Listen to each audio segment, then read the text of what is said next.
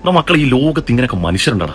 ഇങ്ങനെയുള്ള മനുഷ്യർ ജീവിതത്തിൽ ഇങ്ങനെയുള്ള ഒരു മനുഷ്യരെ നിങ്ങൾ കണ്ടുപിട്ടുണ്ടെങ്കിൽ അവന്റെ അടുത്തൊരു 10 മിനിറ്റ്. അതാണ് ഏറ്റവും വലിയ തൗഫീഖ്. നമ്മൾ കണ്ട മനുഷ്യരല്ല, മാനുഷിക മനുഷ്യരെന്ന് പറഞ്ഞാൽ ഈ വെള്ളത്തിന്റെ മുകളിൽ നടക്കുന്ന മനുഷ്യരല്ല. അല്ലാഹു തആല ഈ കാരുണ്യത്തിന്റെ ഹൃദയം കൊടുത്തൊരു മനുഷ്യൻ. ഞാൻ മകര നമസ്കാരം കഴിഞ്ഞ് മുകളിലേക്ക് വന്നപ്പോൾ ഒരു ചേച്ചിയെ കാണാൻ വേണ്ടിയിരിക്കുകയാണ്. വർത്താനം പറഞ്ഞു വന്നപ്പോൾ ക്യാൻസറാണ്, 3 പെൺകുട്ടികളാണ്. അപ്പോൾ അവർക്ക് ജീവിതം കൈവിട്ട് പോകുന്നു എന്ന് പറഞ്ഞ ആശങ്ക. ഭർത്താവില്ല. അപ്പോൾ ഒരു വർത്താനം പറഞ്ഞു വന്നപ്പോഴേക്കും ഇവരോട് കരയാൻ തുടങ്ങി. കരച്ചിലെന്ന് പറഞ്ഞാൽ എന്താ പറയുക, നമ്മളൊരു അന്യപുരുഷനാണെന്നുള്ള ഒന്നുമില്ല, നമ്മൾ മറ്റൊരാളൊന്നുമില്ല. എൻ്റെ 2 കൈ ഇങ്ങനെ കൂട്ടിപ്പിടിച്ചിട്ട് അവരവിടെ കരയാൻ തുടങ്ങിയപ്പം കോഴിക്കോട് നിന്ന് വന്നൊരു പ്രവാസി അവർ കുടുംബസമേതം ഇവിടെ നിസ്കരിക്കാൻ വേണ്ടി വന്നേ. അപ്പോൾ ഞാൻ ഈ പള്ളിയിലാണെന്ന് അറിഞ്ഞിട്ട് അവർ എന്നെ കാണാൻ വേണ്ടി കയറി.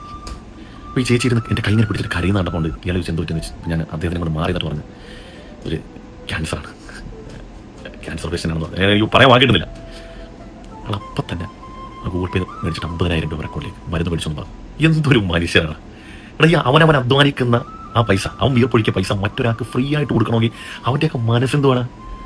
നബി സല്ലല്ലാഹു അലൈഹി വസല്ലം സഹാബത്തോട് പറയുന്നത്, നിങ്ങൾ റഹ്മത്ത് പൂർണ്ണമായി വിശാലമാക്കാതെ ഒരിക്കലും മുസ്ലിം ആവില്ല. അപ്പോൾ സഹാബത്ത് എന്താ നബി ഈ റഹ്മത്ത് പൂർണ്ണമായി വിശാലാക്കാൻ പറഞ്ഞാൽ? എടാ, നിങ്ങൾ ആളുകളിലേക്ക് മാത്രം ചുരുങ്ങല്ല, നിങ്ങൾ സർവ്വ മനുഷ്യരിലേക്കും.